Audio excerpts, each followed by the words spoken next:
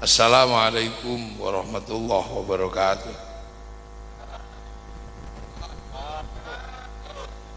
Bismillahirrahmanirrahim. Bismillah, alhamdulillah, wassalatu wassalamu ala rasulillah Sayyidina Muhammad ibn Abdillah wa ala alihi wa ashabihi wa azwajihi wa dhurriyyatihi wa ahli baitihi wa man tabi'ahum bi ihsan ila yaumil qiyamah.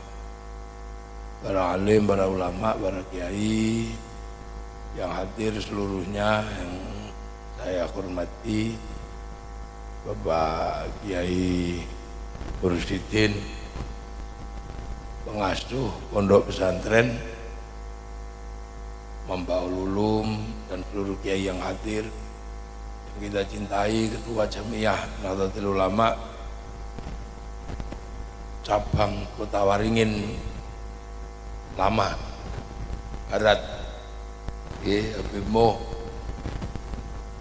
yang kita banggakan dan kita cintai, Ibu Bupati yang alhamdulillah sudah sempat pakai baju hijau, tapi karena panas dicopot lagi.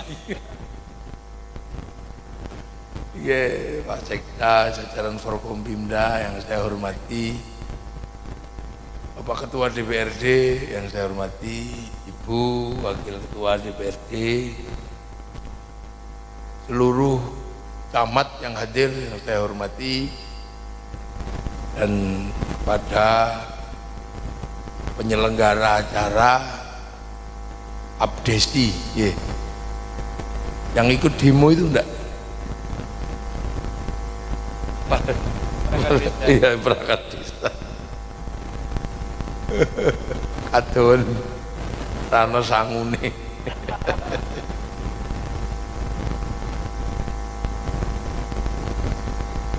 Para hadirin wal hadirat yang berbahagia, alhamdulillah ini acaranya dua, yang satu nyambut Muharram, yang satu abdesi bersolawat. Ini doaan untuk keren ini acaranya. Kepala desa bersolawat, biasanya abdesi itu berdangdut, pitulasan biasanya, ya kan, ini selawatan luar biasa ini. Ini baru kali ini saya lihat ada abdesi bersolawat, bahwa memang kepala desa ini ujung tombak yang paling bawah di jajaran pemerintahan Negara Kesatuan Republik Indonesia, yang setiap hari ketemu langsung. Makanya antara Pilpres, Pilbub, Pilgub, yang paling serem itu Pilkades, karena pendukungnya ada di depan matanya masing-masing, cuman beda gang. Makanya kalau ribut lebih serius, santet-santetan kadang gitu, ada tonggoan. Kadang satu keluarga dukungannya beda, bisa kelahi. Maka butuh doa. Jadi para kepala desa ini butuh doa, moga-moga selamat dalam memimpin. Karena bagaimanapun juga Indonesia ini negara yang memang diinginkan semua orang. Ini pembekalan buat kepala desa. Jadi Indonesia ini satu negara di mana semua negara itu pengen seperti Indonesia. Semua negara. Karena apa? Tanpa meminta, kita ini bisa dikasih sama yang kuasa, lahir di Indonesia. Walaupun di antara jenis manusia mungkin kita ini yang paling kecil, Indonesia ini orangnya paling kecil-kecil, Nah gitu hitam-hitam lagi, pestek-pestek. Lah ya kan, coba kalau kemudian foto kita disandingkan sama Sarukan gitu, kalah ganteng kalah gede, sama orang Eropa kalah besar, apalagi Afrika lebih tinggi lagi, kurus-kurus tinggi-tinggi. Kulit kita disandingkan sama orang Cina, sana putih kita itu.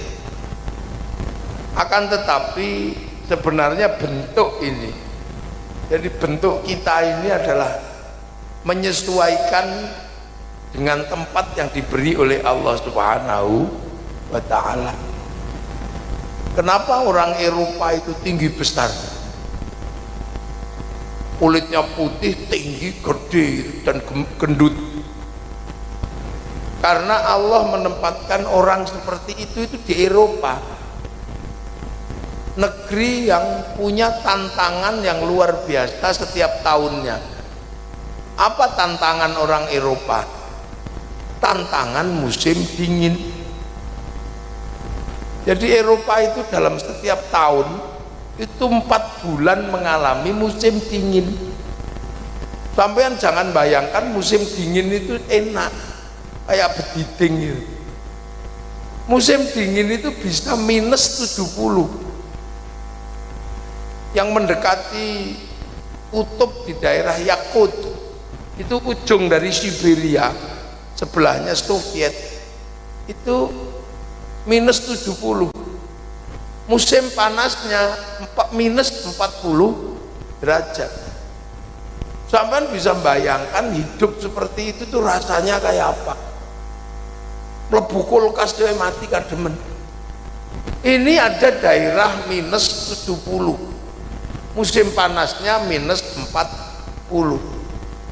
Eropa kalau musim dingin bisa -20. Moskow, Uni Soviet itu kalau musim dingin -40. Dinginnya kulkas 40 kali lebih dingin daripada masih kalah dengan Uni Soviet. Nah kalau sudah musim dingin, mataharinya hilang, yang ada itu salju turun. Makanya Allah bikin mereka ini besar, karena kalau musim dingin dibikin kecil kayak kita, kedinginan mati, katuen, mengkeret, serata jiwa. Tuh, jadi sampean jangan membayangkan orang Eropa itu nyaman kalau kena musim dingin. Matahari nggak ada, kulit perempuan terutama pigmennya hilang, kulitnya berubah bintik-bintik kayak kulit tekek gitu. Makanya orang Eropa itu kalau musim dingin itu lari ke negara yang punya matahari, lari ke Indonesia. Untuk apa? Untuk berjemur. Kalau orang Jawa bilangnya dede. Jadi sambil kuman sambil dede, sambil makan maksudnya. Orang sini kalau makan kan kuman, kalau sega itu kuman sego, kuman sego. Makanya mereka itu kalau ke Indonesia itu di pantai-pantai itu berjemur. Makanya kadang yang laki cuma pakai celana kolor, yang perempuan cuma pakai BH sama cimpak tok. Itu sesungguhnya bukan pornografi, itu dede. Wong Indonesia tuh sing ngeres melihat itu porno, bukan, itu memang mereka kesini berjemur, butuh biaya yang besar. Makanya jangan sampai nanti Kota Waringin ini Ibu Bupati bikin peraturan, turis masuk ke sini harus pakai jilbab, ya pindah dia. Wong kesini itu bukan untuk porno, untuk berjemur. Makanya orang Eropa itu kalau matahari terbit itu dijemput, duduk di balkon-balkon. Untuk apa? Menjemput matahari, karena mereka rindu matahari yang hilang. Makanya orang Indonesia jangan sok-sokan gaya kayak orang Eropa. Kemana? Lihat matahari terbit. Itu kan iseng banget sebenarnya. Orang kita itu jam 11 siang keluar rumah, buka jendela ketemu matahari. Bahkan kalau kerja matanya ditutup biar nggak kena matahari. Kok tiba-tiba ada orang, mari kita lihat matahari terbit. Kamu itu aneh-aneh aja. Itu udah nggak masuk. Makanya cara pandang kepala desa itu harus jelas. Kepala desa, ketua DPRD, ya bupati, camat, ini melihat dalam kacamata kehidupan universal manusia umum. Orang Eropa kalau musim dingin dia nggak punya ikan karena hampir seluruh air itu menjadi es. Dia nggak dapat ikan kalau musim dingin. Makanya orang Eropa itu kalau musim panas mengawetkan ikan namanya sarden untuk dimakan di musim dingin. Lah orang Kota Waringin itu kurang kerjaan, ikut makan sarden. Padahal setiap hari cari ikan di sungai ada. Kalau nggak ada ikan, kodok juga ada. Ini sebenarnya cara pandang melihat kehidupan. Camat harus tahu ini, lurah harus mengerti ini. Ketua NU nggak ngerti nggak apa-apa. Loh, jadi ini cara pandang. Makanya kita mesti ngerti, orang Eropa kalau musim dingin itu daun nggak ada semua, karena sebelum musim dingin ada musim gugur, rontok semua daun. Makanya negara Eropa itu bersih. Karena apa? Begitu musim semi, daun itu tumbuh bersama. Enggak kok susul rontok, enggak, sekali tumbuh bareng. Makanya kalau musim semi itu bersih di sana. Jadi kalau musim dingin daun itu enggak ada bikin sayur, enggak ketemu orang Eropa. Satu-satunya daun yang enggak rontok itu cuma daun cemara. Makanya teman-teman Nasrani kalau hari raya Natal bulan Desember itu tidak ada daun. Satu-satunya daun yang nggak rontok itu cuma daun cemara. Makanya yang dihias di pohon Natal itu daun cemara. Bukan karena saking hebatnya daun cemara ya, cuma daun itu aja yang nggak rontok di musim dingin. Makanya nggak usah emosi. Jangan tanam cemara di depan masjid kami. Itu pohon Kristen. Semenjak kapan pohon punya agama? Ini cara melihat ini penting gitu loh, gitu, biar kita ini nggak koplak. Orang Eropa kalau musim dingin ini harus makan yang kuat. Makanya susu diawetkan menjadi keju, susu dibusukkan menjadi yogurt. Kalori harus tinggi kalau musim dingin. Makanya negara Eropa itu kalau musim dingin membiayai rakyatnya agar bisa hidup dengan makan bergizi. Orang Indonesia nggak ada musim dingin, seumur-umur makan kobes hidup dia. Iya, jangan sok-sokan makan keju, kurang kerjaan kamu itu.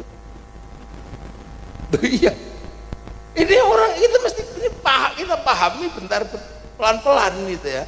Jadi orang Eropa itu tinggi-tinggi.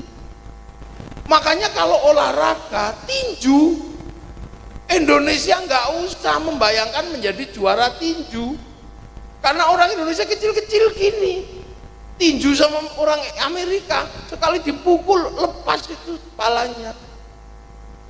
Sepak bola ya pasti kalah sama orang Eropa, wong aturannya sama, orangnya beda. Maka ya kalau mau bangun olahraga ya olahraga yang basicnya orang kecil kayak Thailand sepak takraw, orang Cina bulu tangkis. Nah orang Indonesia mungkin nekeran, main kelereng, pati lele, gobak sodor, bentik, layangan itu. Jadi ini cara pandang. Makanya jangan bayangkan Indonesia akan menang basket dengan orang NBA sampai kiamat kurang 2 hari juga kalah. Orang sananya 2 meter seperempat, kita 170, kita gini kena pusernya sama Orang Eropa ini tentang pembangunan itu basic analisisnya adalah kondisi real Indonesia. Orang Eropa itu susah kalau musim dingin. Gitu. Makanya dulu ketika orang Yunani itu merasa bangsa terbaik, dia bingung. Ternyata Yunani itu bukan tanah surga.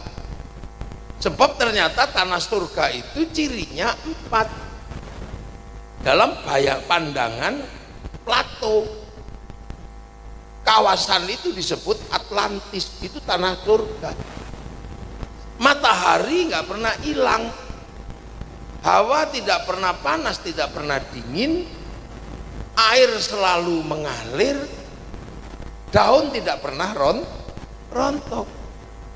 Lah itulah makanya orang Eropa, si Bartolomius namanya, itu melakukan pengembaraan mencari tanah surga. Itu ketemulah sebuah kawasan yang kemudian mereka sebut tanah surga. Mereka nyebut Jabadiu, kawasannya namanya Arkir. Nah, Jabadiu dan Arkir ini menjadi catatan orang Yunani, si Bartolomius, bahwa surga itu ada tapi di belahan timur. Tapi si Bartolomius keburu mati. Maka akhirnya kemudian mualim kapalnya ini yang orang India mengabarkan kepada anak-anaknya, kalau kamu mau cari tanah surga, carilah ke timur. Oh, itu tanah surga. Iya. Oh, ada ampal datang, wawung, ke Bambung, ke Wawung itu ke Bambung. Kalau Bambung Jawa itu kurang nggak pernah kerja, itu Bambung, gelandangan ke Bambung. Nah itu makanya kemudian ketika India terjadi konflik antara ras Weda sama ras Arya, ras Wedanya geser menggunakan catatan si Bartolomius. Ketemu kawasan namanya Maldives yang kemudian dikenal dengan Maladewa, mendirikan kerajaan Salangkanaya. Dan dari situ kemudian keturunannya bergeser ke Kalimantan, namanya Kudungga, mendirikan sebuah kerajaan yang dikenal dengan nama Kutai Kartanegara. Di ujung di Kalimantan Timur punya anak Mula Warman, punya anak Dewa Warman, geser ke Jawa di ujung kulon bikin kerajaan Salukanegara. Punya anak Tarumanegara, Purnawarman, geser bikin kerajaan Tarumanegara. Punya anak Sinasanaha, geser Galuh. Punya anak Sanjaya, geser pedalaman Jawa Tengah. Ketemu tanah surga, air selalu mengalir, hawa nggak panas nggak dingin, matahari selalu ada, pohon tidak pernah rontok. Kawasan itu yang kemudian disebut Danghyang, kawasan tanah Tuhan, yang kemudian dikenal dengan Gunung Dieng di Wonosobo. Berdirilah kerajaan Mataram. Dari situ kemudian geser dua wangsa besar, yang satu geser ke Palembang dipimpin Balaputra Dewa, menguatkan kerajaan Sriwijaya beragama Buddha. Yang geser ke timur dipimpin Pusindo, menjadi cikal bakal kerajaan Toho Kadiri. Dari situ lahir Tumapel, lahir Singosari, kerajaan terbesar di Asia waktu itu, yang berani melawan Mongolia, dipimpin oleh Kertanegara. Dan Mongolia menaklukkan Eropa, menaklukkan Cina, menaklukkan Arab. Begitu perang dengan bangsa Nusantara, Mongolia kalah dengan bangsa Nusantara. Sekali-sekalinya Mongolia dikalahkan oleh Nusantara, kerajaan Singasari. Loh, jangan dikira kita ini bangsa kecil, tukang kelahi kita dulu itu. Makanya kadang sekarang secara nggak sadar main bulu tangkis saja kelahi antar RT. Ya main bola kelahi. Jadi dengerin ini, biar ingat ini, biar sampai tahu bongsomu ini. Biar sampean itu pede punya bangsa Nusantara ini. Mbak kok ayam gede dikit ayam Bangkok. Iya kan? Jambu gede dikit jambu Bangkok. Yang asli sini tinggal gula Jawa, riam durian. Loh, dari situ lahir Majapahit, satu negara multi etnik, multi agama yang mengajarkan Bhinneka Tunggal Ika, yang sekarang menjadi simbol negara Garuda Pancasila, yang menjadi negara kesatuan Republik Indonesia yang kita nikmati, yang satu kabupatennya bernama Kutawaringin Barat, salah satu kecamatannya namanya Kecamatan Kutawaringin Lama, desanya namanya Riam Durian, lurahnya namanya Muhammad Yusuf yang antuan tadi itu. Loh, jadi jangan dikira terus kita ini nggak punya asal usul, nggak punya nenek moyang. Bangsa ini punya, dan cikal bakal kerajaan-kerajaan besar itu dari Kalimantan. Makanya kalau kemudian pengen mengembalikan kejayaan Nusantara, Bapak Jokowi mindah ibu kota ke Kalimantan Timur untuk mengembalikan pusat kekuasaan yang dulu berkuasa di Nusantara. Lu jangan dikira itu guyon, itu mbok pikir oh tempat jin buang anak, itu ngawur wong-wong itu. Jadi Indonesia ini berangkat dari sebuah sejarah yang besar, bukan sejarah kecil. Makanya kita berbahagia, walaupun kecil-kecil ini kita menempati tempat yang terindah di dunia. Kenapa Arab itu orangnya gede-gede, ganteng-ganteng? Ya karena di sana itu nggak ada air. Kalau orang nggak ada air dibikin jelek, nggak mandi, ya tambah jelek. Makanya di sana dibikin ganteng, biar kalaupun nggak mandi tetap ganteng. Makanya orang Arab itu ganteng dan cantik, kok nggak mandi-mandi. Makanya di sana kalau kita ke Mekah, ke Madinah, yang banyak jual parfum.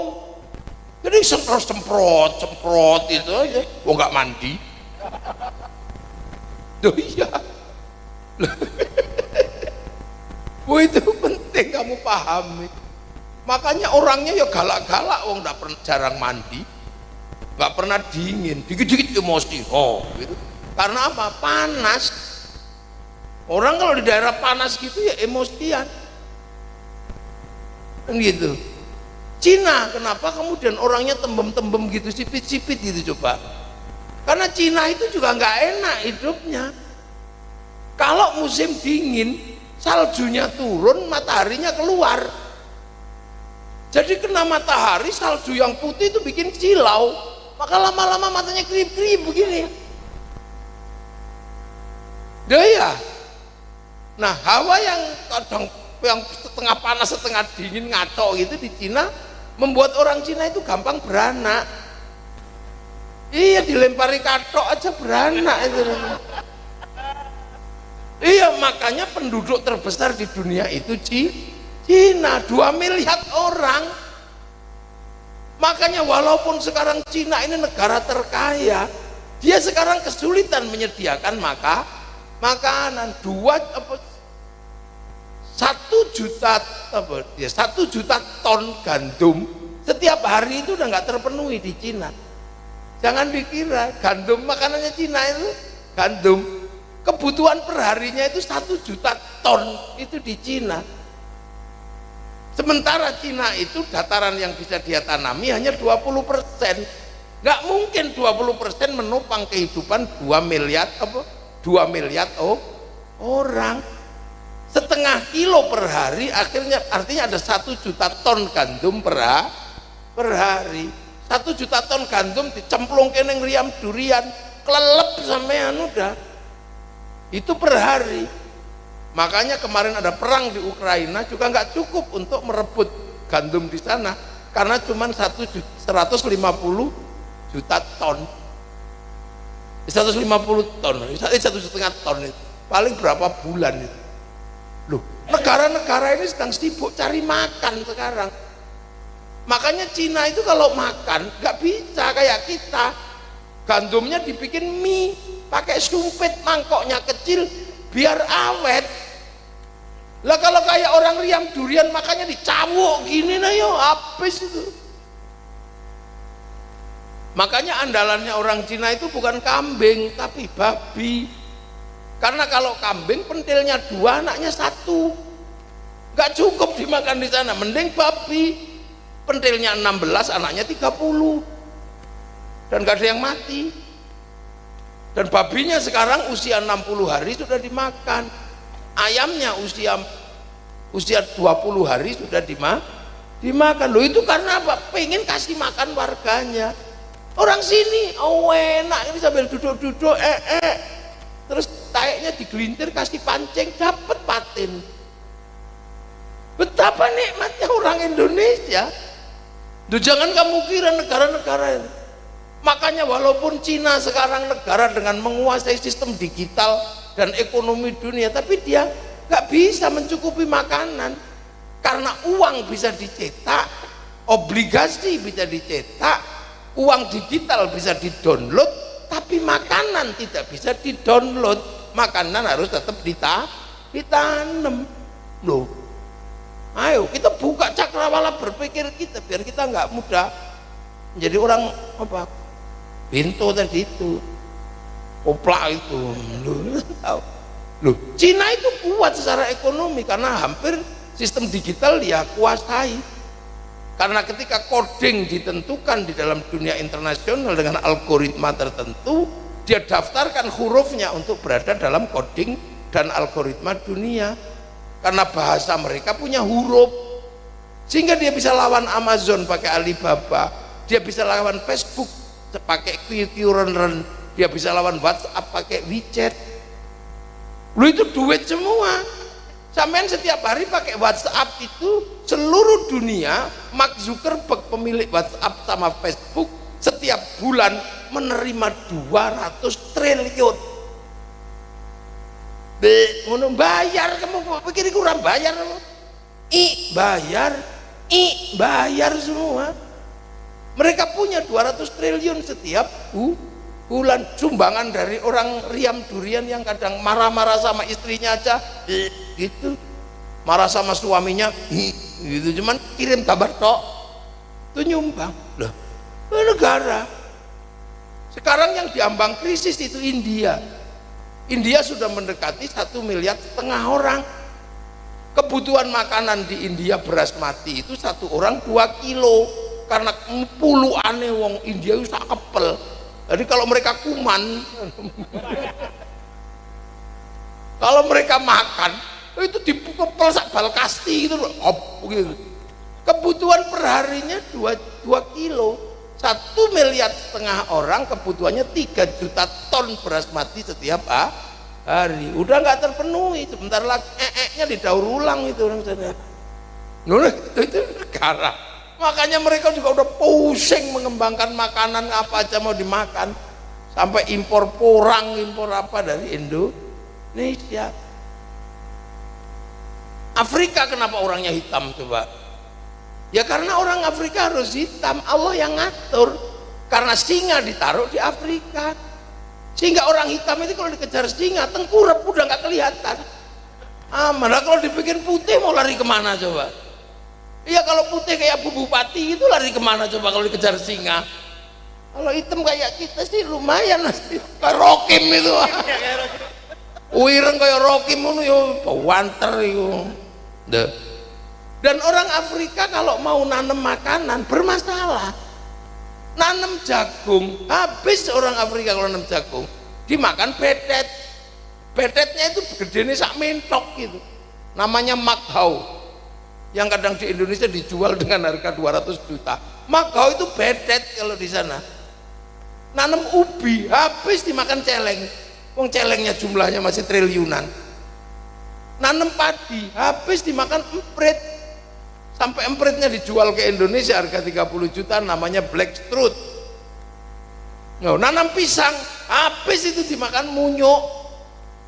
Munyuknya gedenya sapi, sekali makan sak tandan, namanya gorila, yang sering kita lihat ketika kita bakar minyak bakar obat nyamuk, namanya King Kong ya. Loh, segede itu, orang hutan kalah gede. Loh, gimana mereka nggak krisis makan setiap tahun? Makanya orang kayak kita di Indonesia enak, tidur pagi-pagi kebun golek brondolan, urip, gawa setrum, urip. Makanya Bu Bupati ini juga akhirnya agak nyaman, bisa bersantai karena sampean bisa cari makan sendiri bawa setrum. Tidak ada budget besar. Loh, itu enaknya Indonesia. Makanya krisis dulu zaman Pak Harto, kalau kamu tidak utang sama IMF 2001, bangsamu akan mati krisis. Pak Harto tanda tangan karena cinta pada bangsanya. Tapi sekarang sih krisis belum selesai, kita nggak hidup nggak mati-mati.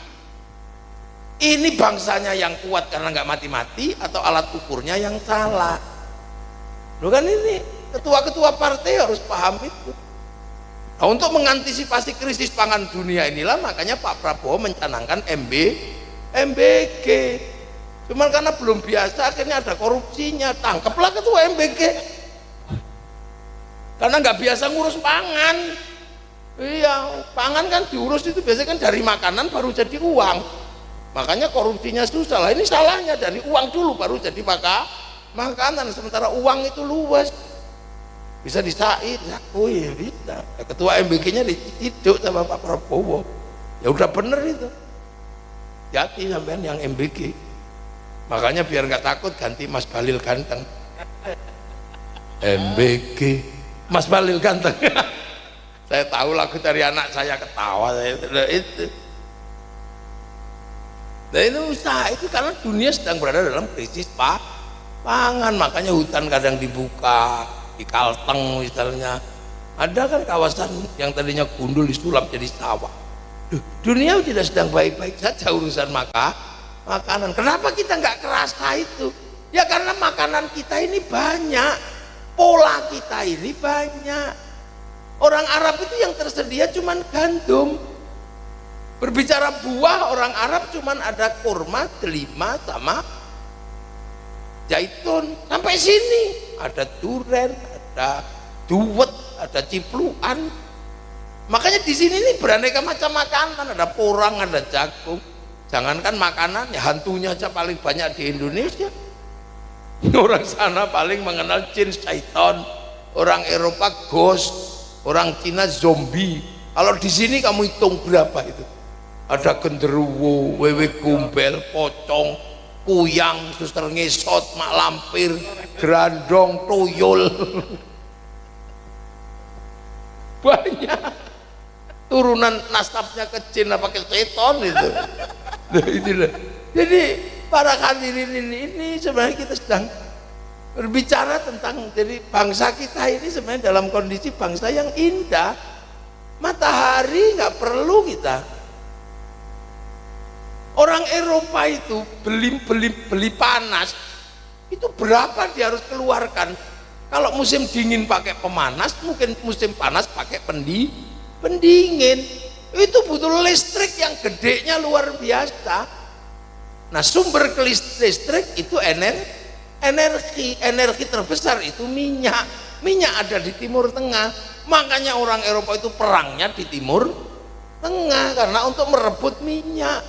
Teknologi untuk pendingin dan pemanas namanya AC, air condition. Kita ini negeri nggak dingin nggak panas, cukup pakai sarung. Kalau musim panas kita kebut-kebut sarung, musim dingin kemulan sarung, udah aman. Rokim itu. Loh, kita enak jadi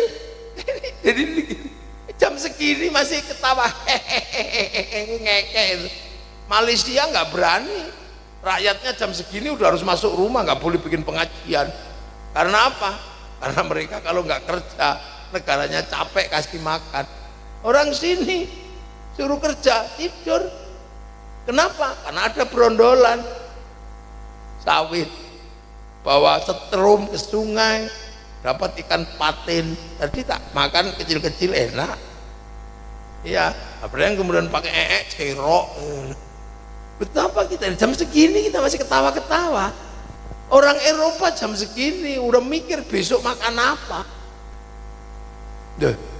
Jadi kita ini kebetulan oleh Allah dikasih tempat walaupun kecil-kecil, gak ada masalah.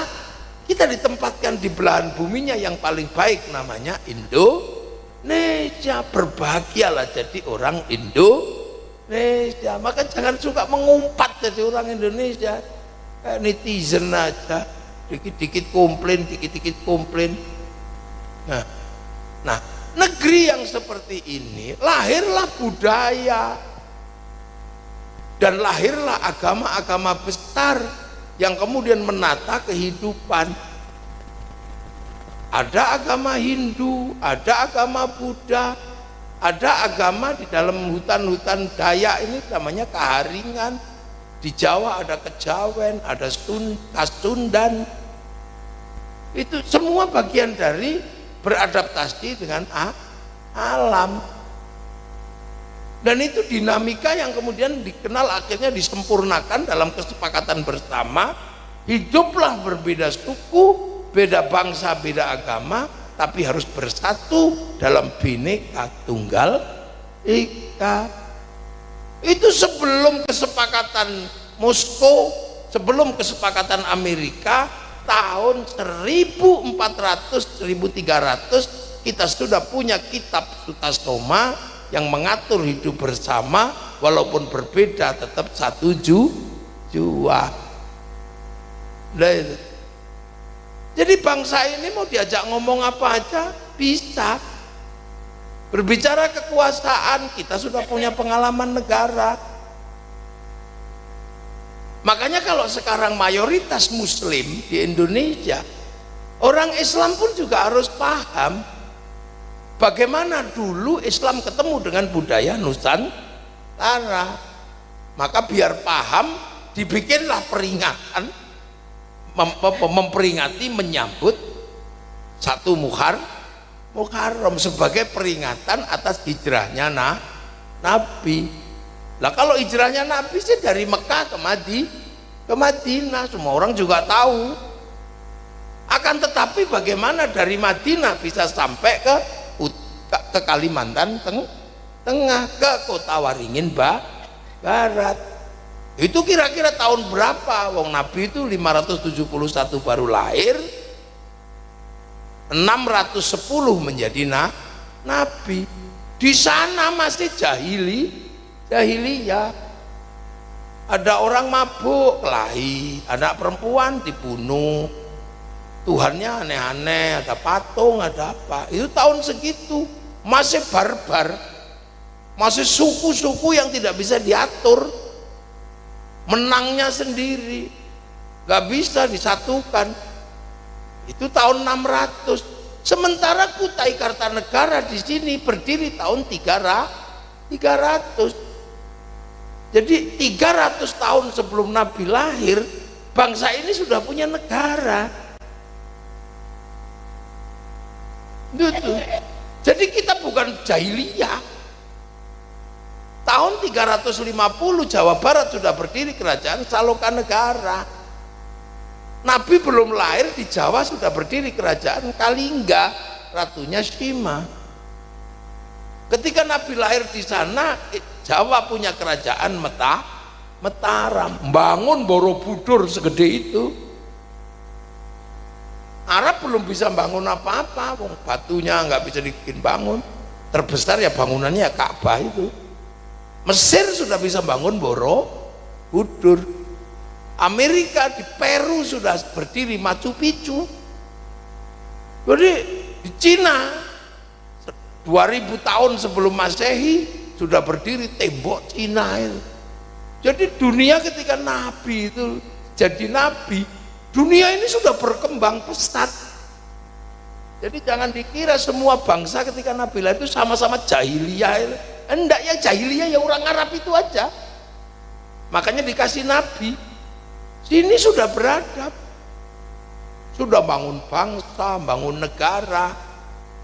Jadi kalau ada yang mengatakan kalau kakek kami tidak datang ke negeri kalian, kalian penyembah pohon, itu mulutnya jalur ditapuk aja orang kayak gitu. Merendahkan bangsa Indonesia. Jadi ini kita mesti tahu yang gitu. Nah kalau bangsa itu masih nol di seluruh dunia itu zaman Nabi Adam. Nabi Adam itu mungkin di sini belum ada manusianya. Wong itu zaman bahula sana, dunia baru 2 orang. Makanya urusan karena dunia baru 2 orang, urusannya ya urusan percintaan. Qabil Habil urusan nggak mau dinikahkan, wong dunia baru 2. Belum ada masalah MBG, belum ada. Zaman Nabi Idris itu manusia baru belajar pakai baju. Karena belum banyak orang, malu, mulai banyak orang izin mulai menjahit. Makanya Nabi Idris dikenal sebagai penjahit. Zaman Nabi Noah itu orang kena banjir mati karena kapal baru 1. Makanya manusia belajar menjadi lebih pinter biar kalau ada banjir lagi nggak mati, maka lahirlah industri kapal. Sekarang kapal di mana-mana, jadi kalau ada banjir ya selamat tuh, nggak banyak kapal. Apalagi kapalnya orang Kalimantan pakai kayu ulin gitu. Siapa berani nabrak kayu ulin? Mongolia dulu kapalnya, kapal Genghis Khan itu, perang laut. Mereka kapalnya terbuat dari kayu pinus. Gagah ketika belum bertabrakan. Begitu ditabrak kapal Nusantara yang dodokannya itu kayu ulin, ya rampung, prak gitu aja. Selesai, maka berapapun kekuatan kapalnya habis. Nah itu makanya mereka tahu kayu paling keras diimpor sama orang Eropa. Sekarang orang Kalimantan nggak punya ulin, yang ada cuman ulun. Tahu mereka. Ya, makanya orang Eropa itu orang Jepang gitu misalnya. Kalau kita lihat tukangnya rapi sekali kalau nyambung kayu. Kayunya kayu pinus, dicokot cuil. Coba ulin itu, cokot rayapnya untuk protol, rayapnya jadi metik tanpa gigi. Keras loh itu, kita punya kayu-kayu paling keras gitu. Mana ada gitu loh. Jadi bangsa-bangsa ini punya kekuatan, semua bisa bangun. Arabnya masih jahiliyah. Zaman Nabi Ibrahim orang kena nyamuk, digigit nyamuk mati. Lama-lama manusianya pinter, gara-gara digigit nyamuk mati. Sekarang bikin baygon, autan. Nabi Sulaiman ngangkat yang berat-berat itu pakai jin. Maka dulu kita suka pakai jin kalau ngangkat berat. Cuman jin yang disuruh ngangkat berat itu kan ribet. Pakai wedhus kendit, ayam cemani, cerewel. Manusia akhirnya bikin keren sama bulldozer, kasih minum solar, beres. Zaman Nabi Sulaiman jatuh cinta pakai jin. Yang mengatur kisah cinta Balkis sama Sulaiman itu Ifrit awalnya pakai jin. Makanya orang Kalimantan dulu kalau jatuh cinta pakai jin, cari menyan ke bawah pohon besar itu. Yang Jawa itu nama tak kaji kujaran goyang tak goyang-goyang.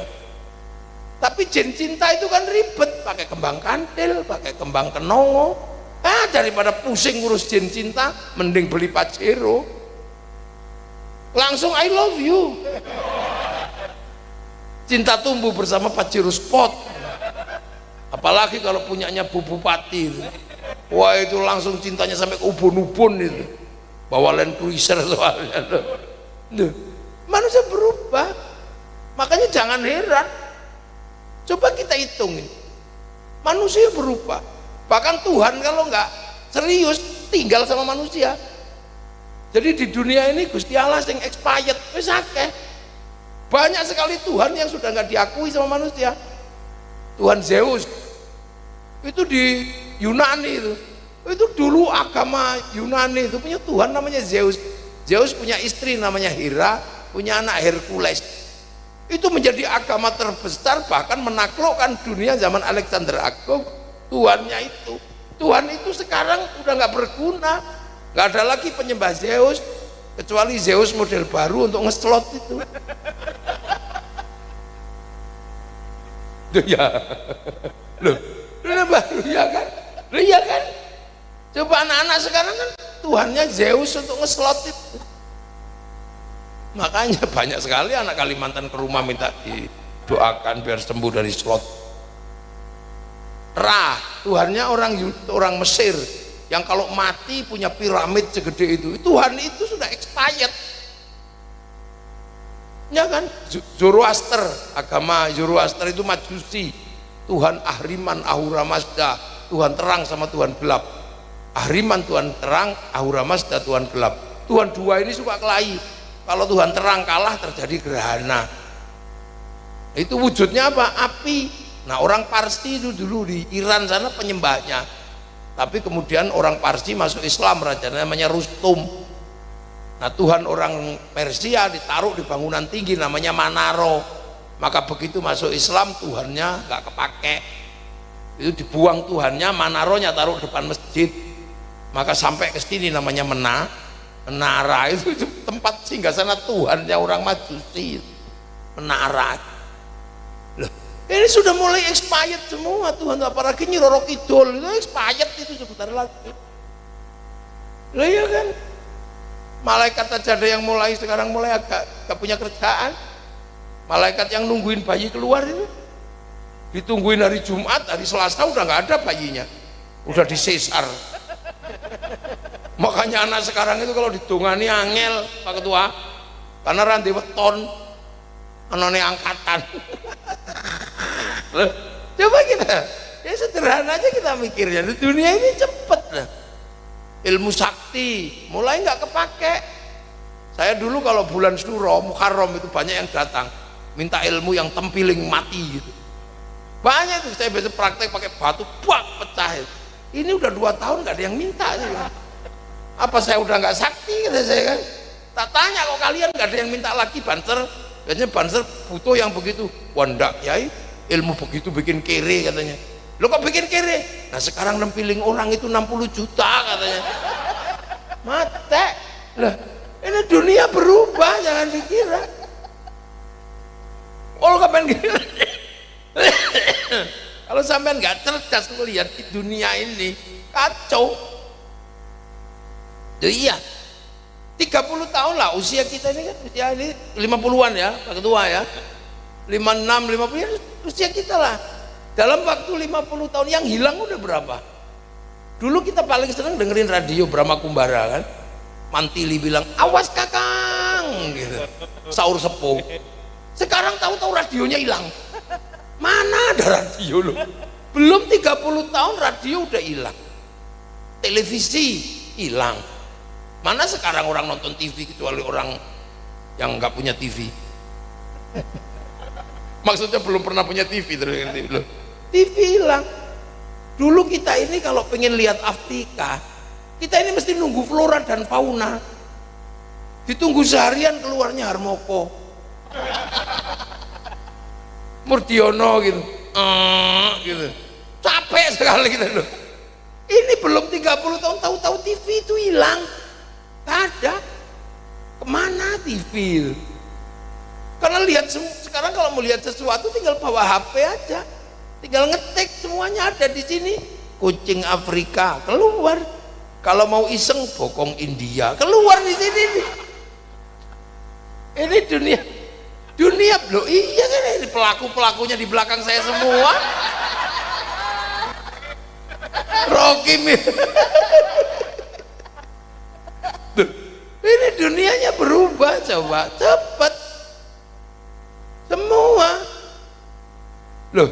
Saya ini zamannya Pak Ketua ini, zamannya Habibmu ini kan kalau kangen, kalau rindu itu kita ke pasar terus cari kertas warnanya pink, mereknya Harvest, baunya mawar, jangan sampai keliru bau melati, itu bau genderuwo. Terus mulai nulis, untukmu yayangku yang sedang merantau di Pangkalan Bun, entah kenapa malam hari ini aku begitu merindukanmu. Di bayang-bayang gelap aku seperti melihat bayang-bayangmu, tapi semakin aku merindukanmu, kenapa yang hadir malah wajah bapakmu? Iya kan, loh. Oh di di antara kerinduanku terdengar sayup-sayup lagu Isabella. Itu kan lagu tentang putus kekasihku. Aku nggak mau, tapi ini harus kulakukan demi masa depan kau, aku dan anak-anak kita nanti. Wah, sega.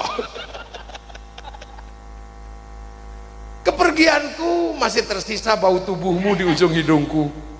Karena sebelum kau pergi, kau sempat-sempatkan sentuh ujung hidungku. Tahu nggak kamu, aku seminggu nggak mandi.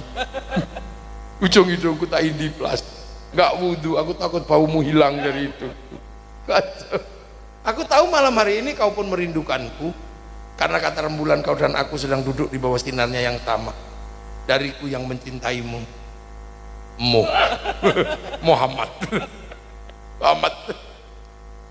Yusuf.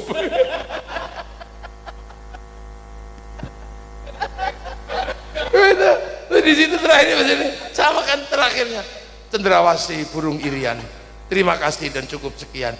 4 kali 4 16, sempat tidak sempat Arab dibalas. Terus cari perangko dijilat template nong ini. Tahu-tahu hilang sekarang. Mana ada surat cinta, kerinduan cuman menggunakan gitu, tak dipoto terus dikirim kalimatnya cuman mah. Ini dunia baru. Jadi ini dunia 30 tahun aja udah seperti ini perubahannya. Coba kita bayangin, suami sekarang mau bohong sama istri aja udah nggak bisa. Lagi di mana ya? Lagi di masjid. Ngapain? Pengajian. Video call dong. Oh ya, kok di warung? Ini Rokim. Mana bisa bohong sekarang? Makanya hati-hati di dunia baru. Jadi dalam 30 tahun, bangsa ini dulu ini sudah kuat. Makanya kita alhamdulillah, begitu satu ketika bangsa ini ketemu dengan agama Islam, ini satu berkah yang luar biasa.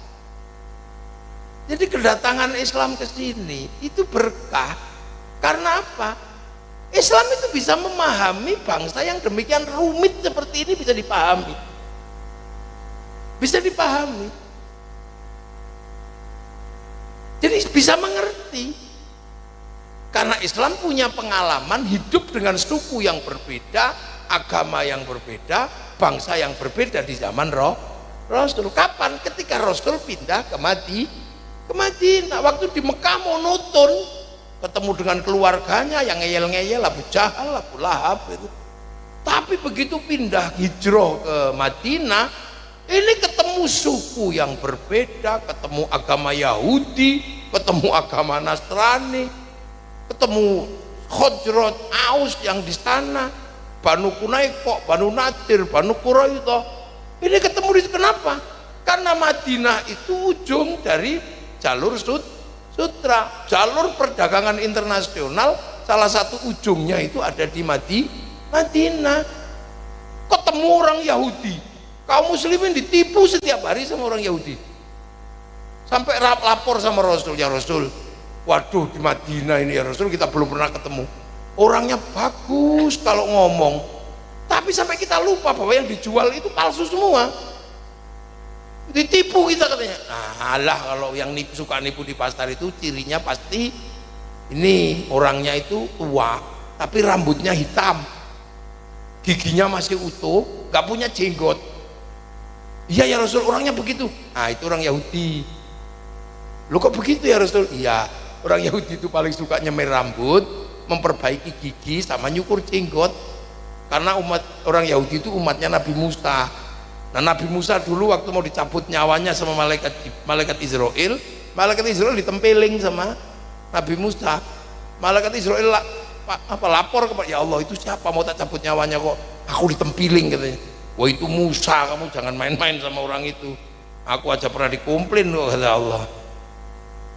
Makanya besok kalau ketemu Musa yang sopan. Akhirnya Nabi Musa datang, Israel datang ke Musa. Ya Musa, assalamualaikum. Salam. Apa? Mau tak tempeling lagi? Oh enggak Musa, waktunya nyawamu dicabut, nyawamu itu expired sudah. Loh tapi jangan coba cabut, ngomong dong yang bener. Loh, tapi kita kan udah ngomong ya Musa. Ngomong apa? Enggak, kamu udah dikasih ciri, rambutmu udah putih, gigimu sudah rontok, jenggotmu udah semrawut.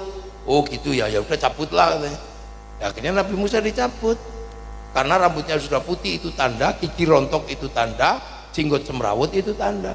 Semenjak itu orang Yahudi suka nyemir rambut, memperbaiki gigi sama nyukur jenggot. Biar kalau malaikat Israel datang, oh belum waktunya gitu.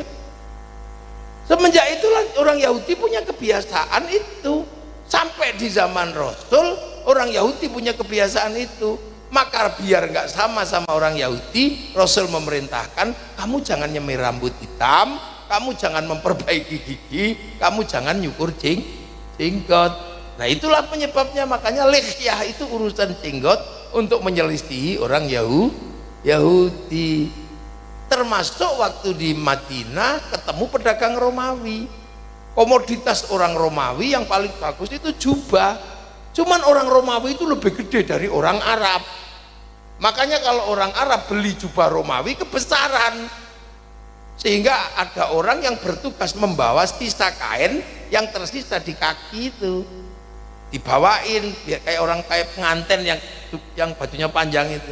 Nah orang kalau pakai baju Romawi agar tidak gombrong, berdirinya jadi begini, jadi khailah atau sombong. Makanya biar nggak sombong kata Nabi, potong aja deh lah, karena dulu kain itu mahal, sekarang 50.000 10 meter aja kok. Nah itu makanya isbal, bab celana panjang, agar tidak sama dengan sombongnya orang Romawi. Makanya sama kiai di sini, daripada jubah bikin sombong, akhirnya jubahnya dipotong. Karena jubah nggak produktif kalau di sini untuk nanam padi bulat, maka baju syar'i yang namanya jubah dipotong, potongan bawah syar'i namanya sar'un. Karena di sini dulu nggak punya huruf ain, punyanya Monggo Bodongo, maka sar'un jadi sarung, saruan jadi sarungan. Akhirnya orang nggak perlu ribut cingkrang karena sarung. Kalau pengen nyingkrang, linting yang agak tinggi.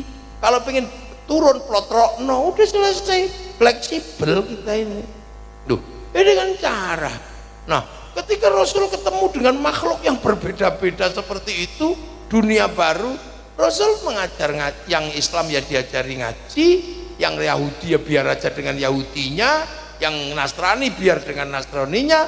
Kalau berbeda agama ketemu, lakum dinukum waliyadin, ya udah agamamu, agamaku, sudahlah. Yang penting kita ketemu di pasar katanya kan itu. Iya, kalau aku butuh uang, nggak punya uang, ya Nabi menggadaikan bajunya pada orang Yahudi. Nggak perlu kemudian yang menggadaikan pergi ke sinagognya orang Yahudi. Ya kamu berbeda. Nah kalau kelakuanmu berbeda, ya sudah, lana amaluna walakum a'malukum. Tapi orang yang berbeda-beda ini kalau ketemu gimana? Ya sudah, hiduplah bersama. Walaupun kamu berbeda suku, beda bangsa, beda agama, hiduplah saling bertanggung jawab. Konsep itu dikenakan dengan konsep kullukum ra'in wa kullukum mas'ulun an ra'iyati. Kalian semua silahkan hidup berbeda-beda, beda suku, beda bangsa, agama, tapi hiduplah saling bertanggung jawab. Konsep hidup berbeda tapi saling tanggung jawab namanya konsep ra'iyah. Ra'iyah itulah yang akhirnya dipakai oleh Rasulullah di Madinah. Konsep itu dipakai di Indonesia menjadi rakyat. Karena apa? Ulama-ulama ketika ke Indonesia ketemu yang berbeda, beda sama, beda agama, beda suku, beda bangsa, gitu. Nah makanya di sini yang dipakai konsep ra'iyah. Makanya sampai sekarang orang Indonesia kalau penduduknya disebut rakyat, dan satu-satunya bangsa Muslim terbesar dunia yang bisa menggunakan konsep ra'iyah untuk warga bangsanya hanya Muslim Indonesia. Nah, itu kan sama kadang nggak ngerti. Jadi kita ini bukan people. Makanya kalau ada kita di people, bukan. Kita ini ra'iyah. People itu vox populi, vox dei, suara mayoritas, suara Tuhan. Begitu dia mayoritas, diktator mayoritas. Kita bukan komunis. Kalau komunis itu proletar. Begitu mayoritas, diktator proletariat. Kita ini ra'iyah, bisa mimpin dan bisa dipimpin. Makanya nggak usah heran. Di sini ada yang kemudian kepala desanya enggak Islam, ada yang kepala desanya Islam, ada yang bupatinya enggak Islam, ada yang bupatinya Islam. Semuanya bisa saling bertanggung jawab, saling mengayomi, hidup dalam aturan bersama walaupun berbeda suku, beda bangsa, beda agama. Nah itu berlaku di sini. Makanya Ro'iyah ini kumpul. Nah ini menandai apa? Menandai bahwa konsep ini kenapa bisa sampai sini? Karena ada hijrah. Hijrah Nabi ke Madinah, dari Madinah ada hijrahnya Sayyidina Ali ke Basrah. Basrah itu sekitar Baghdad, Iran itu. Yang di situ kemudian lahirlah peristiwa besar saling karena politik. Cucu Nabi yang namanya Sayyidina Husain terbunuh di bulan Asyura. Makanya kemudian bulan Asyura itu bulan terbunuhnya cucu Rasul. Orang sini menyebut Asyura, diambil belakangnya tok, namanya Suro. Makanya selain Asyura Muharram, orang sini menyebut bulan Suro. Dan di bulan Suro orang sini biasanya Indonesia itu dulu nggak mantu, nggak menikahkan anak, karena itu bulan duka, jangan bikin pesta.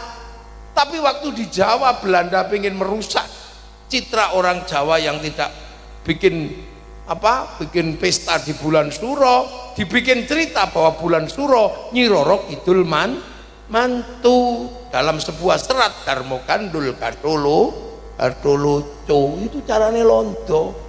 Jadi itu bentuk penghargaan. Makanya di bulan Suro karena cucu Rasul terbunuh, ada yang santunan anak yatim. Termasuk orang Jawa bulan Suro itu biasanya keliling beteng gitu di Jogja, nggak ngomong bisu. Ini bulan duka ojo kokean cangkem, ngono tok asline. Cara kita menghormati dan mengenang bahwa ada peristiwa di bulan Asyura, dan dari situlah kemudian cucu-cucu Rasul ada yang bergerak ke Indonesia di zaman para wali. Dari sana kemudian ada yang bergerak ke sini, termasuk Kiai Gede itu yang makamnya di Kutawaringin lama. Tadi saya diskusi sama Pak Camat gitu kan, ini turunan siapa? Loh, karena orang sini mengikuti konsep Ro'iyah, konsep rakyat, maka yang namanya turunan siapa sudah tidak menjadi penting. Karena Ro'iyah itu sudah menerima siapapun dirimu, yang penting tanggung jawab. Kamu mau turunan siapa, nggak tanggung jawab, tempiling. Mau Rokim, mau siapa, kaplok. Iya kan? Kalau sebelumnya masih ada kasta-kasta, Hindu mengenal kasta, tapi begitu kasta-kasta ini Islam datang, dilebur. Makanya di Indonesia dulu ada raja hamba sahaya. Hamba sahaya itu nggak punya hak apa-apa, di setiap keputusan nggak boleh menentukan apa-apa. Tapi begitu semuanya dilebur ikut Ro'iyah menjadi rakyat, yang hamba sahaya setara dengan yang lain menjadi saya. Makanya kalau pidato saya gitu, ya itu hamba sahaya dulunya. Yang kawulo, yang tadinya nggak punya hak apa-apa, kulo, itu bisa pidato kulo. Yang orang Sunda yang tadinya abdi itu nggak ada hak apa-apa, dia nggak punya hak konstitusi. Begitu ikut Ro'iyah menjadi abdi mah, aing mah. Makanya di Jawa Barat ada Bapak Aing itu kan DM. Nah orang-orang yang mengaku kami turunan dewa, kami keturunan para dewa, tidak punya hak lagi untuk menyatakan yang terbaik adalah turunan para dewa. Turunkan pangkatnya. Yang tadinya menyebut dirinya Pukulun, turunkan menjadi Ulun di Banjarmasin. Begitu semuanya sudah setara, lah ngapain orang-orang menyebut kami turunan ini? Nggak ada bedanya, semuanya sama. Yang anaknya petani ketika pinter jadi kiai nggak ada yang nanya kamu turunan siapa, nggak ada. Yang tadi anaknya buruh tiba-tiba pinter punya duit jadi DPR, nggak ada yang nanya. Iya kan? Apa kemudian ibu bupati jadi bupati ditanya turunan siapa? Nggak ada. Begitu cantik, punya uang, nah udah pinter, jadilah. Udah Indonesia itu bebas. Jadi orang Indonesia punya hak yang sama untuk apa? Untuk memperbaiki diri persis di zaman Rasulullah. Bilal walaupun budak tadinya, begitu ikut Rasulullah azan, Abu Bakar ya datang, nggak kok itu budakku, ya nggak ada begitu. Loh, makanya kalau sekarang tiba-tiba ada yang mengatakan kami lebih baik daripada turunan kalian, nah ini jahiliyah ini orang. Nggak boleh lagi. Kita sudah sepakat dengan konsep ra'iyah. Makanya rakyat itu menjadi kesepakatan bersama di Indonesia. Begitu kita memilih konsep hidup rakyat ra'iyah, maka rakyat itu kalau ngumpul namanya musyarakah. Musyarakah itulah yang kemudian sekarang dikenal dengan masyarakat, di mana saling melengkapi. Kiainya sholat itu nutup aurat. Tutup aurat itu sarung, yang bikin sarung orang Cina. Makanya kalau orang sholat gak boleh marah-marah sama Cinanya pergi, telanjang kita, nggak boleh. Loh, itu namanya musyarakah. Cina nggak datang malam hari ini, tapi kalau kiai mau minum degan, sedotannya dia datang.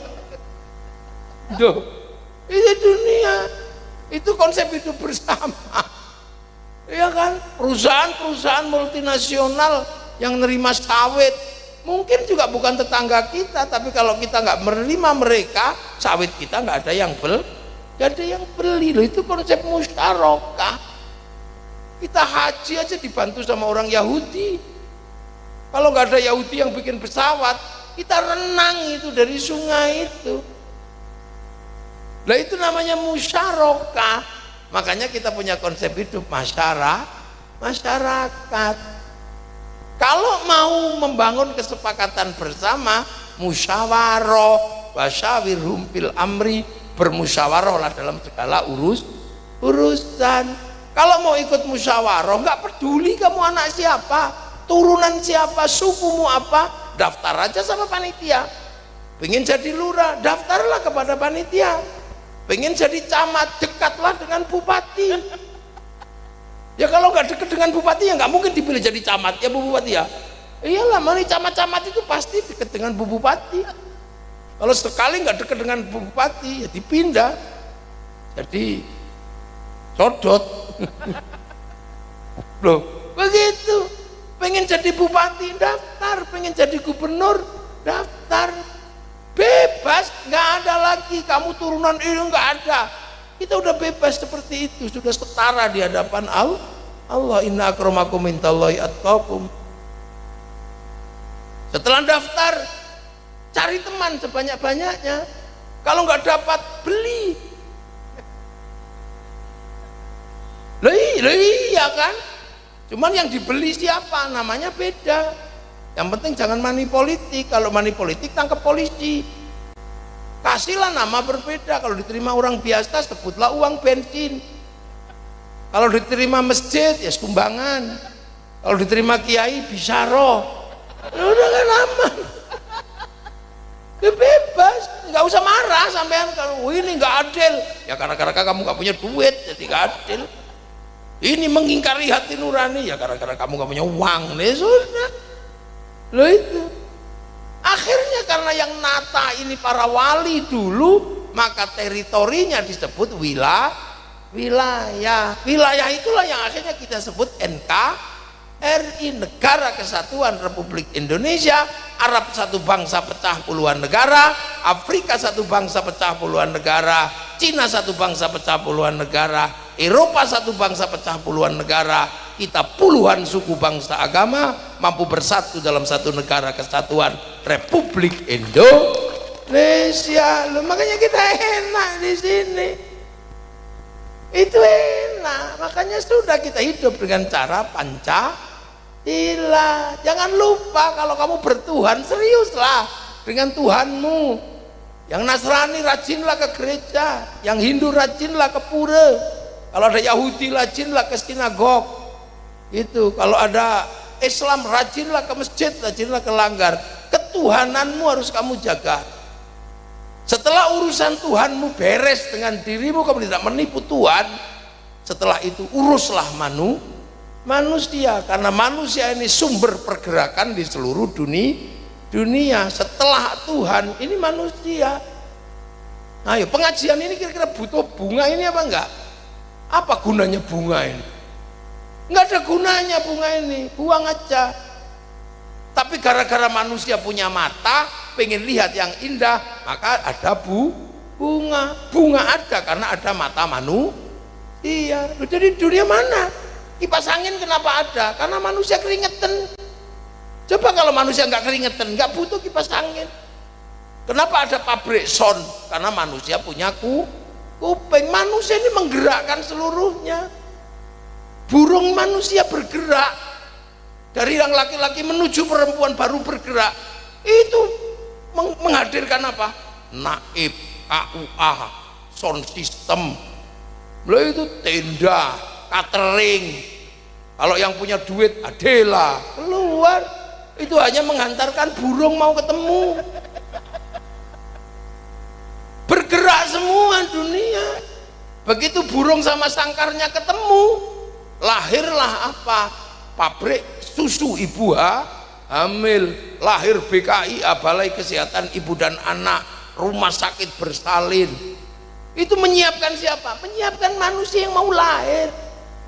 Begitu dia lahir, lahirlah pabrik popok, lahir pabrik pempes, pabrik cotton bud, rumah cuma hidup semua. Begitu kamu gede, dunia bergerak, ada yang ngurus kepala, lahirlah pabrik jilbab, triliunan asetnya. Lahirlah pabrik peci, lahirlah pabrik ini apa? Kopi laken songkok. Ada yang ngurusi rambut orang, lahirlah pabrik sampo, triliunan. Pabrik kondisioner, pengen berubah warna rambut, lahirlah pabrik semir. Terlalu panjang, pabrik gunting, barbershop, cukur Madura, komplit semua. Begitu kutuan, lahir peditok. Ini dunia bergerak ngurus ini. Mukanya manusia, bu ibu, lahir pabrik skincare, triliunan biar glowing. Di mata lahir pabrik celak, turun dikit lahir pabrik Ishido, turun dikit pabrik maskara. Matanya melahirkan pabrik softland, kacamata, rumah sakit mata. Ke bawah dikit pabrik blush on. Di sini pabrik lipstick.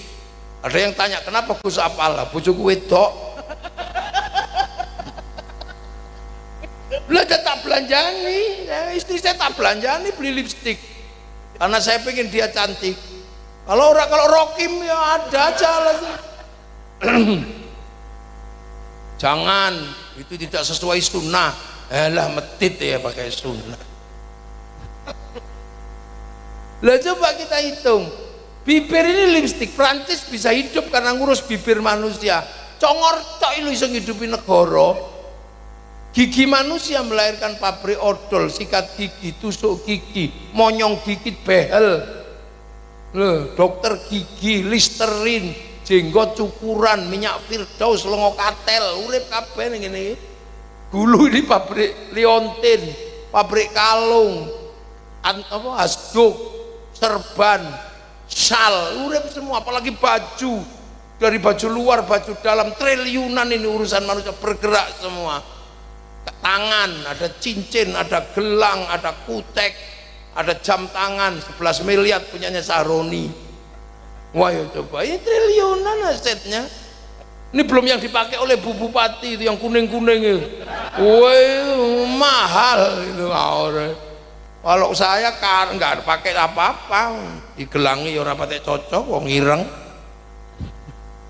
Dikira dilingkari ulo weling malah repot. Daya itu berapa itu yang dipakai Ibu Bupati itu? Nggak ada yang murah itu. Di digurokim aja murah. Tuh coba, itu baru di sini, belum bawa booster, duit semua bawa udel ini, duit tok ini bawa booster ini. Ada yang bikin celana panjang, celana pendek, simpak. Ada yang mereknya Sony dulu, hijau bolong-bolong. Itu duit semua, enggak, itu uang semua, triliunan, belum silet, udah dubur silet itu. Itu triliunan asetnya. Ada yang bikin WST, mereknya American Standard, ada Toto, ada Ina, ada Jumbleng, mengurusi itu. Yang keluar terlalu lancar, pabrik introskop, diapet, diatap, begitu macet dol kolak. Itu duit semua, jangan dikira manusia ini. Jadi sampai belum lagi yang males cebok, tisu basah, tisu. Belum yang depannya itu tambah duit semua itu. Karaoke. Pak Ketua itu loh, coba ini kaki, kaos kaki, sepatu itu bergerak. Maka kalau kita pengen hidup ini layak, jangan lupa manusia. Makanya tolong sekolah-sekolah itu punya patung manusia untuk menghitung apa yang sudah dikerjakan manusia untuk manusia. Ini ada yang belum, ini nggak tahu siapa yang mau bikin. Orang tetap duduk bisa kencing langsung cebok, nggak tahu bentuknya kira-kira botol apa gimana, kira-kira belum ada yang bikin itu. Iya kan? Coba belum ada kan? Orang kencing mesti cari toilet. Ada nggak kita orang bikin alat tiba-tiba kita sambil duduk ini langsung kencing, tuh langsung semprot cus gitu. Nanti pasti ada yang bikin itu. Karena orang naik mobil di tol jauh toilet gitu. Untuk laki-laki, tapi kalau untuk perempuan nggak tahu ada apa enggak itu. Loh, itu produk. Maka butuh yang namanya dan dihitung itu manusia semua. Manusia nggak bisa hidup tanpa persatuan, karena manusia hidup itu harus bersatu dengan yang lain. Makanya manusia biar hidup kalau makan itu doanya Allahumma barik lana. Kenapa bukan barikli? Kok barik lana? Karena makanan itu yang urus banyak orang. Makan nasi ada yang bikin sawah, entah di mana kita nggak ngerti sawah itu. Ada yang bikin pabrik pupuk, ada yang bikin pengairan, ada yang ngurusi pematang sawah, BPN. Karena kalau pematangnya nggak diurus, tebas-tebasan sama tetangganya mate. Setelah mau panen ada yang bikin kombi, begitu jadi beras ada yang bikin slab, begitu dimasak ada yang bikin kompor, ada yang bikin rice cooker, ada yang bikin LPG, naik meja ada yang bikin piring, ada yang bikin teh, ada yang bikin sendok, garpu, triliunan aset yang berputar di situ. Begitu waktunya mau dimasak biar enak, kasih bumbu, ada yang nanam lombok, bawang, ada yang bikin garam di Madura, di pantai-pantainya itu bikin garam. Kita kadang curiga gitu loh, jangan-jangan pas bikin garam ditambah garam dia kencing. Iya, makanya kita kadang curiga sama-sama asin. Iya kan? Nah, kencing itu di bahasa Jawa namanya uyuh. Makanya khawatir ketika dia bikin garam nguyuh, maka produknya kita kasih nama uyah. Karena khawatir pas gawe uyah uyuh. Lah ya kan? Selesai makan ambil anggur merah, ini contohnya. Nah, ini lah anggur merah. Ini bukan tanaman Indonesia, ini tanaman Amerika, tanaman New Zealand, tanaman Cina, tanaman Australia. Dia datang ke Indonesia karena ada negara menunjuk menteri perdagangan menunjuk eksportir, importir. Di situ begitu kesepakatan barang masuk ada bill of lading, letter of intent, jaminannya obligasi, sistem keuangan di bank devisa New York, punyanya Rothschild, Rockefeller, pengusaha Yahudi. Jadi mangan ini ono Yahudi ini ngawur sampean. Bisa nggak kita hidup sendiri? Nggak bisa. Hidup penuh persatuan. Maka manusia ngelihat sendiri. Agama aja butuh persatuan. Mayuridillahu bi khairan yufaqihu fiddin. Yang dikehendaki menjadi baik oleh Allah dikasih ngerti urusan agama. Khairannya nakiroh, maknanya khairan kamilan, kebaikan yang sempurna. Baik yang sempurna bukan milik manusia, itu milik Allah. Makanya kalau ada manusia baik pasti bersama yang lain. Sering saya contohkan pengajian ini baik apa enggak? Baik. Yang paling baik siapa? Ya kiainya. Dan pengajian ini baik, yang paling baik siapa? Ya saya. Minumannya banyak, kasih mic banyak sekali loh. Ini orang baik kok, nggak mulai kalau saya nggak datang. Duh iya, tapi saya nggak boleh ngaku paling baik karena saya terlihat baik di sini, diundang panitia Pak Yusuf sama Pak Mursidin yang saya kesini, walaupun ngantuk-ngantuk undang saya. Jadi kalau saya nggak diundang di sini nggak baik, nggak kelihatan. Bu Bupati diundang panitia, semuanya yang ada di sini diundang. Makanya nggak boleh mengaku paling baik karena kelihatan baik diundang panitia. Kalau gitu baik saya apa baik panitia? Ya nggak bisa. Saya nggak datang panitianya jelek. Loh, baru 2 udah ribut. Apalagi kalau yang di bawah ikut-ikutan, yang baik ya kami kiai. Lah kok bisa kami mau datang? Kalau nggak ada yang datang gini, bukan pengajian, ini cek sound, utawa deleming. Mana ada baik sendiri? Kata tukang sound, yang baik ya kami kiai. Nah kenapa? Sound tak pateni wis buyar. Kata panitia Pak Usop katanya, patenono rata bayar. Kata tukang panggungnya mengatakan, ya kami yang paling baik kiai. Kalau tanpa pasang panggung nggak kelihatan gagah menjenengan. Iya tukang panggung. Tapi biasanya tukang panggung kayak gini sholatnya juga nggak rajin loh. Loh, baik nggak pernah berdiri sendiri. Dia bersama yang lain. Laki-laki yang gagah di sini ini karena apa? Bajunya bagus. Baju bagus karena apa? Karena dicuci. Yang nyuci siapa? Istrinya masing-masing. Makanya laki-laki jangan sok-sokan sama perempuan. Hampir semua kebaikan yang dilakukan oleh laki-laki di belakangnya pasti ada perempuan. Makanya sayangi perempuanmu itu. Jangan suka mau digadekkan aja. Loh iya kan? Mana nggak bisa sendiri. Kita punya anak juga karena perempuan. Loh, dunia itu bareng-bareng, persatuan. Jadi pegang itu, dunia nggak bisa sendiri. Nah, persatuan akan ada kalau batin kita bisa menerima perbedaan. Bahwa manusia bisa bersatu walaupun berbeda kayak apapun, ayo bersatu.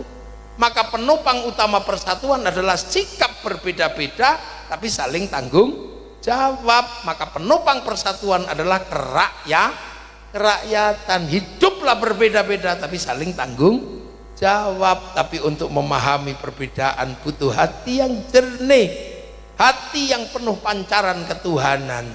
Hati yang jernih dengan nilai ketuhanan adalah hati yang penuh hikmah. Makanya kerakyatan hanya bisa dipimpin oleh hikmah. Kamu kalau hikmahnya benar, bijaksana, kebijaksanaan. Kalau nggak benar, bijak sini, yang diurus keluarganya tok. Orang yang hikmahnya benar, bijaksana bisa diajak musyawarah, diajak perbandingan, namanya permusyawaratan. Hasilnya apa? Dia menjadi orang yang bisa mewakili dan diwakili, maka perwakilan. Baru setelah itu tercipta keadilan. Itu makanya kita pakai Pancasila. Nah, itu sumbernya dari mana? Yang menggali sumber daya apa yang ada di Indonesia, persatuan dari Bhinneka Tunggal Ika, sama kalimat-kalimat dari bahasa Islam. Tapi hasilnya apa? Bisa mimpin, bisa dipimpin. Walaupun kaum muslimin terbesar tidak akan pernah menjadi diktator, karena ra'iyah bisa mimpin dan bisa dipimpin. Itu makanya kita bisa menikmati Indonesia hari ini. Maka karena itu kita nggak bisa nyontoh Ikhwanul Muslimin, semua harus didasarkan pada kekuatan Islam. Ya nggak bisa. Kalau caranya kayak Mesir ya patuh, caranya kayak Hizbut Tahrir ya patuh. Ini rakyat. Caranya kayak para habaib yang kemudian kami yang terbaik lah. Nggak bisa cara begitu.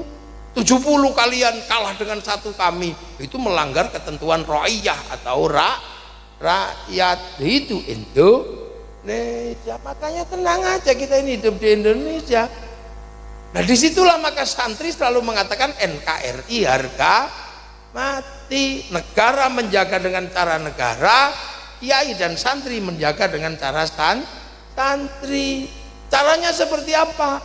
Kita jaga persatuan, kita jaga kerukunan. Maka kiai kalau bikin acara Yang tadinya sholawat sendiri-sendiri bisa dengan sholawat ya Nabi salam alaika, ya Rasul salam alaika, itu bisa. Kalau yang suka dangdut ya silakanlah dangdutan.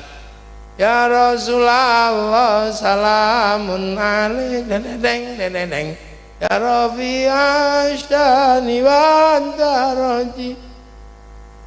Bisa tak? Yang sukanya Jawa ya Nabi salam alaika, ya Rasul salam alaika, Anglia numpak perahu layar. Yang lagi putus cinta ya Nabi salam alaika, ya Rasul salam alaika, ya Habib salam alaika, salawatullah alaika. Ya narep cerita harus topo. Yang suka India ya Rasulullah salamun alaik, ya Rafi asyani wa daraji, tumhi mata tumhi India itu. Yang suka Sunda apa itu? Ya Rasulullah salam salamun alaik, eslilin majaja kalapamu. Udah gitu. Orang Banjarmasin kalau sholawatan ya Rasulullah salamun alaik ya Rafi'ah jani wa daraji padaya jai rotalalame ya uhailal jo diwal karomi kota baru gunungnya Bamega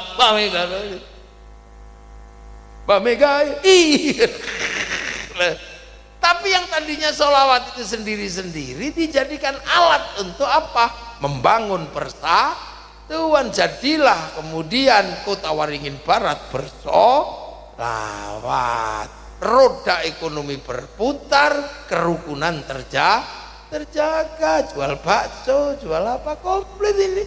Tukang stone ya laku stonenya, kiainya juga laku. Biayanya juga besar. Kenapa? Roda ekonominya berputar. Loh, acara malam hari ini kalau 100 juta itu habis, kurang, belum sangguni kiai ini itu. Loh kan gitu. Oh bener sing diundang kiai internasional ini kan yo ta, Pak. Nah nek Rokim ngono sih ora disangoni. Rokim, Kim, anakmu Kim. Ya Allah, loh. Kita gerak semua cinta Nabi, maulid Nabi. Satu desa berapa dalam bulan maulid yang dikeluarkan untuk menjaga kerukunan? Coba hitung, ada orang mati kita mesti rukun 3 hari, 40 hari, 100 hari, ziarah makam-makam wali, kita rukun di situ. Bis pariwisata laku, elep laku. Di makam para wali orang bisa hidup, jual nasi, jual katok, jual tasbih, sampai copet bisa hidup di makam para wali. Rukun terjaga, ya lengkap. Makanya kalau kemudian MBG makan bergizi gratis ini dilakukan secara bersama-sama oleh negara, Kiai sudah mendahului MBG terus, gitu. Nah ini kenapa? Ya semua kasih makan. Makanya ada itu, ada lagu apa kan? Ibu Muslimat, bapakku NU, ibu Muslimat, kakakku Ansor, Bayu Fatayat, pancen enak, melu NU, pancen nikmat. Hari kira cocok aku ngalor ngidul oleh berkat kira cocok kula. Lah sing ngalor ngidul tok sing ngetan ngulon gak oleh. Iki racil iki lagu iki. Ngalor ngidul ngetan ngulon oleh. Wong ngono masuk ngalor ngidul tok. Sing ngetan ngulon lah gak oleh lah. Jadi saya tambahi sama sing selawatan ngalor ngidul ngetan ngulon oleh. Bapakku NU, ibu Muslimat, kakakku Ansor, Bayu Fatayat, melu NU pancen nikmat ngalor ngidul ngetan ngulon oleh berkat. Lho kudu ngono, gak adil mosok ngalor ngidul tok sing ngetan ngulon. Iya. Apa sing ngarang to kuwi? Sapa siji sing ngarang lagu niku? Oh Surabaya. Rokim. Oh Rokim. Pantes dhek ngalor ngidul tok. Wong ngetan ngulon gak ono cadangane. Lho nggih, itu dia rukun. Sampai kerukunan ini dijaga kayak begini. Coba kalau yang kayak begini tanggung negara, bangkrut negarane. Polsek nanggung entek anggarane. Camat nanggung mate bedina ini. Kalau ya, lo makanya pesantren-pesantren karena menanggung kerukunan bersama seperti ini, duitnya habis. Kiai bedina pos sholawatan, bedina ngaji entek. Bangun WC kadang-kadang nggak bisa. Tapi kerukunan yang dibangun kiai benar-benar teruji. Makanya ketika Covid kemarin itu orang sing wani ngelarang wong kerumunan, sing wani ya namanya kiai. Gak usah gak usah arweh ya. Siap kiai, gak usah Jumatan. Oke, sing wani ngono mek kiai tok. Polisi ngelarang ngono ya diamuk karo tanggane. Pemene kiai kon pidato Covid ya tak senenge. Saudara-saudara, ini zaman berubah, zaman digital. Dosa manusia terbesar ada pada mulut dan tangan. Mulut bisa ngomong apa saja, tangan bisa ngetik apa saja. Disitulah adab turun. Mulut harus pakai masker, tangan pakai hand sanitizer. Betul? Betul. Padahal kiai ini ngarang. Nah, terjaga ini rukun. Makanya itu loh Bu Bupati. Kenapa pesantren-pesantren yang basicnya santri terutama itu pesantrennya jelek-jelek? Karena duitnya sudah habis untuk yang begini-begini. Yang lain utuh mulutan, enggak, orang mati digelundung nordok. Sudah enggak, mereka enggak punya peringatan, duitnya utuh. Makanya kelompok-kelompok itu enggak usah dibantu pemerintah hidup. Lah kalau kiai enggak dibantu pemerintah, duitnya habis itu yang begini-begini. Tepuk sing banter game. Loh itu pasti. Kadang kan bupati itu ngelihat, oh itu bagus itu bangunannya. Mentereng, lalu duitnya habis untuk itu dia. Lah kalau NU santri, ya Allah, ente duitnya ono duit wedhus, potong kol. Pedusnya lahir lagi, kol lagi. Ayam lagi bar netes, potong. Habis duitnya kiai itu untuk yang ngerawat bangsa ini, yang mestinya menjadi tanggung jawab negara, di take over sama kiai agar kerukunan dan roda ekonomi tetap berjalan. Kondisi itu menjadi bagian dari tanggung jawab pemerintah. Jangan lupakan pesantren. Ojo itu cabul lah, sing cabul ya dihukum ae wong cabul. Enggak peduli itu kiai, enggak peduli polisi, enggak peduli ASN, cabul itu dihukum semua orang harus dihabisi. Enggak boleh ora usah. Oh ini dukun ora usah. Ya ayo ono sing cabul panjen ya ngono. Umpamane kiai itu bahasa Arab. Kiai itu kan bahasa Jawa. Ada kebo yo Kiai Slamet, ada tombak yo Kiai Pleret. Makanya kadang ya rada ndablek ya kiai sing ngene iku. Wong kiai bukan bahasa Arab. Makanya kalau ngumpul nggak bisa diarabkan kuyaha, itu nggak bisa. Loh ini lah. Jadi ini Indonesia. Makanya Malaysia, duit negaranya difokuskan untuk membangun ini jam 9 sudah nggak boleh. Karena kalau sampai jam 9 mereka dibiarkan sholawatan, terus negaranya bangkrut untuk menanggung itu. Sini ngakak karepmu sak mencretmu. Sampai jengking oleh genderamu gede-gedean ndak apa-apa ayo. Kan gitu. Nah, itulah di Indonesia. Kiai ikut menjaga kerukunan berbangsa bernegara. Maka sudah betul sampai abdesi lo gawe pengajian bersolah demi apa? Demi bangsa dan negara amma ba'du.